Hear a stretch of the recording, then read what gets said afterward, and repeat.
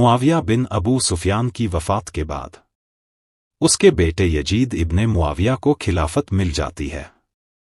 Yazid एक बदतर और बदबख्त इंसान था, शराबी था। जानी था यजीद को जब खिलाफत मिली तो यजीद समझ गया कि मेरी इस खिलाफत को हज़रत इमाम हुसैन अलैहिस्सलाम कतई तौर पर कबूल नहीं करेंगे। इसीलिए यजीद ने मदीना मुनव्वरा के गवर्नर वलीद को खत लिखा और उस खत में लिखा था कि हज़रत इमाम हुसैन इब्ने अली अलैहिस्सलाम और अब्दुल्ला इब्ने उमर और अब्दुल्ला इब्ने जुबैर ये मेरी बैत को माने, और अगर ये मेरी बैत ना माने तो उन पर जुल्म और सितम करना।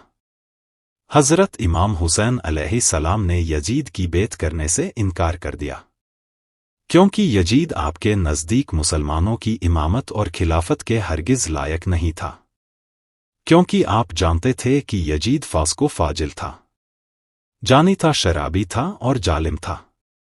हज़रत इमाम हुसैन अलैहिस्सलाम मदीना छोड़कर मक्का शरीफ तशरीफ़ ले गए।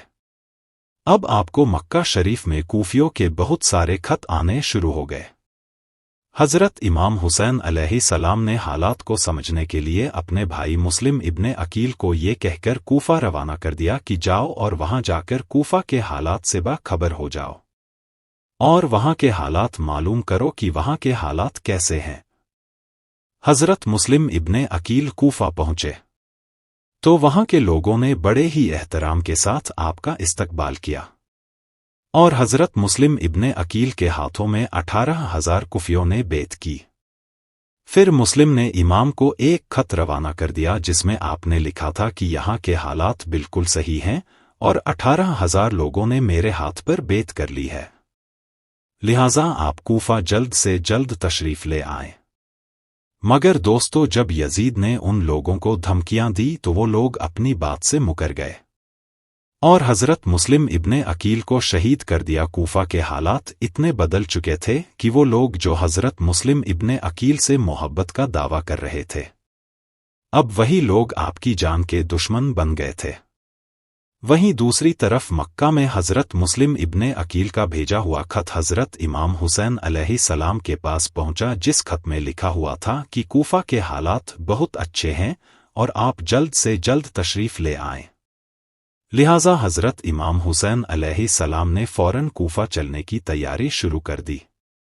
हज़रत इमाम हुसैन अपने तमाम अहले खाना के साथ कूफा रवाना हुए। यहाँ हज़रत इमाम हुसैन अलैहिस्सलाम कूफा की तरफ रवाना हो गए। हज़रत इमाम हुसैन अलैहिस्सलाम को हज़रत मुस्लिम इब्ने अकील की शहादत की खबर पहुँच गई तो आपको यजीदी फ़ौज ने रोकने की कोशिश की। हज़रत इमाम हुसैन अलैहिस्सलाम ने फरमाया, मुझे वापस जाने दो, मैं वापस जाने के लिए तैयार हूँ। यज़दी फ़ौज ने हज़रत इमाम हुसैन अलैहिस्सलाम को कूफा शहर में दाखिल होने नहीं दिया। लिहाजा हज़रत इमाम हुसैन अलैहिस्सलाम ने अपने पूरे काफ़िले के साथ अपना रास्ता बदल लिया। चलते चलते जब आप एक वीरान जगह आए तो फ़ौरन आपने पूरे लश्कर को हुक्म दिया यहीं पर खेमा लगा दिया जाए। इस तरह से हज़रत इमाम हुसैन अलैहिस्सलाम करबला में पहुँचे। उधर यजीदी फ़ौज को जब इस बात का इल्म हुआ कि हज़रत इमाम हुसैन अलैहिस्सलाम ने अपने खेमे करबला के मैदान में लगाए हुए हैं तो यजीदी फ़ौज ने भी फ़ौरन करबला में पहुंचना शुरू कर दिया। यजीद की जो फ़ौज करबला पहुंच रही थी उनकी सिपह सालार उमर इब्ने साद इब्ने अबी वकास कर रहा था। हज़रत इमाम हुसैन अलैहिस्सलाम ने इब्ने साद से कहा, या तो तुम मुझे यजीद के पास ले चलो या फिर मुझे अपने शहर मक्का या मदीना वापस जाने दो। मगर इब्ने साद ने इन दोनों बातों में से एक बात भी कबूल नहीं की और वो आपको बैत करने पर मजबूर करता रहा, लेकिन हज़रत इमाम हुसैन अलैहिस्सलाम ने उसकी एक भी बात नहीं मानी। वक्त गुजरता गया और 3 मुहर्रम का दिन आ गया। अब जालिम यजीद ने हज़रत इमाम हुसैन अलैहिस्सलाम के सामने 22,000 सिपाहियों का लश्कर भेज दिया। दूसरी तरफ हज़रत इमाम हुसैन अलैहिस्सलाम के साथ सिर्फ 72 लोग थे, जिनमें औरतें और बच्चे भी शामिल थे। कितनी हैरत की बात है कि हज़रत इमाम हुसैन अलैहिस्सलाम सिर्फ 72 लोगों के साथ करबला में मौजूद थे, जिनमें औरतें और बच्चे भी शामिल थे। वहीं यजद ने मुकाबले के लिए आपके सामने 22,000 का लश्कर भेज दिया। दोस्तों, याद रहे कि यजीदी फौज की तादाद के बारे में मोरिखिन में बहुत ही इख्तिलाफ है। दोस्तों, असल तादाद क्या थी वो तो अल्लाह ताला बेहतर जानता है, जो कि हज़रत इमाम हुसैन अलैहिस्सलाम के सामने 100 गुना से भी ज्यादा था। हज़रत इमाम हुसैन अलैहिस्सलाम के सामने यजीदी फौज के हौसले पस्त हो गए। आखिरकार उन्होंने ये फैसला किया कि अगर इमाम हुसैन अलैहिस्सलाम को हराना है तो उनका पानी बंद करना पड़ेगा, तो ही इनका मुकाबला किया जा सकता है। यहाँ पर यह बात याद रहे कि यजीदी फौज ने कभी भी कोई भी फैसला खुद तय नहीं किया था, बल्कि जो भी काम करबला में हुआ उनका ऑर्डर या तो यजीद भेजता था या फिर उबैदुल्ला इब्ने जियाद, जिसके हुक्म के मिलते ही वही काम सरंजम दिया जाता था। करबला में दिन गुजरते गए और 7 मुहर्रम का दिन आ गया। 7 मुहर्रम के दिन ही हज़रत इमाम हुसैन अलैहिस्सलाम के काफिले पर यजीदी फौज ने पानी बंद कर दिया। दोस्तों, आपको बताते चलें कि करबला के मैदान में सीने के पानी का कोई भी इंतजाम नहीं था सिवाय नहर फुरात के। नहर फुरात का पानी भी हज़रत इमाम हुसैन अलैहिस्सलाम के खेमे वालों के लिए बंद कर दिया गया था। हज़रत इमाम हुसैन अलैहिस्सलाम और उनके साथ मौजूद तमाम जवान लोग तो इस प्यास को बर्दाश्त करते रहे, लेकिन छोटे छोटे बच्चे और औरतों का प्यास की वजह से बुरा हाल हो चुका था।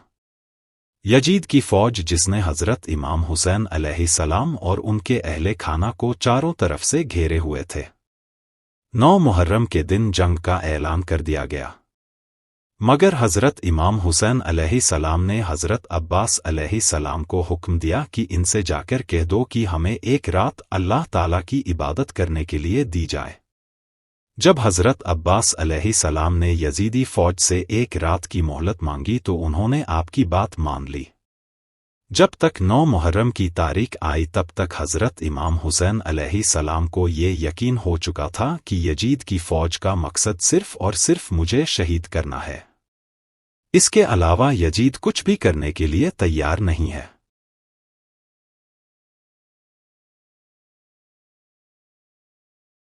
इसलिए हज़रत इमाम हुसैन अलैहिस्सलाम ने 9 मुहर्रम की रात को अपने तमाम खेमे वालों को एक जगह इकट्ठा किया और आपने फरमाया, भाइयों, ये बात तो तय हो चुकी है कि यहाँ पर मौजूद सभी लोग 1 या 2 दिन के अंदर शहीद कर दिए जाएंगे।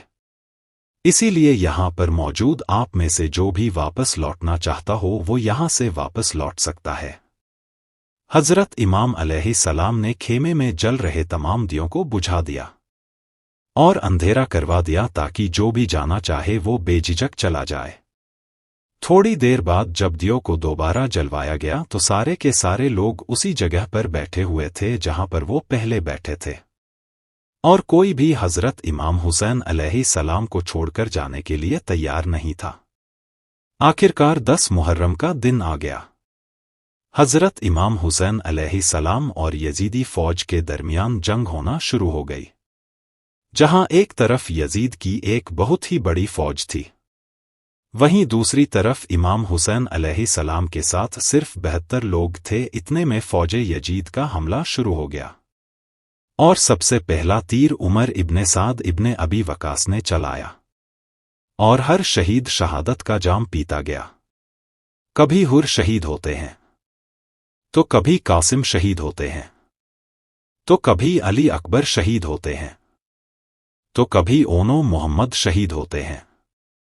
3 दिन के प्यासे हज़रत इमाम हुसैन अलैहिस्सलाम के घर वाले और तमाम अफराद यजीदी फौज से जंग करते रहे और एक एक करके शहीद होते गए।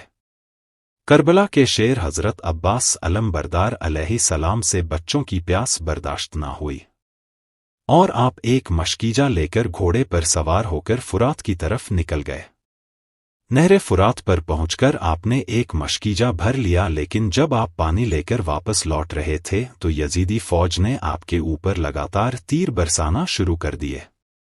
हज़रत अब्बास अलैहिस्सलाम जब तक हज़रत इमाम हुसैन अलैहिस्सलाम के खेमे तक पहुंच पाते तब तक यजीदी फौज ने हज़रत अब्बास अलैहिस्सलाम पर तीर बरसाकर आपको शदीद जख्मी कर दिया था। हज़रत अब्बास अलैहिस्सलाम के दोनों बाजू कट गए और हज़रत अब्बास अलैहिस्सलाम को शहीद कर दिया गया।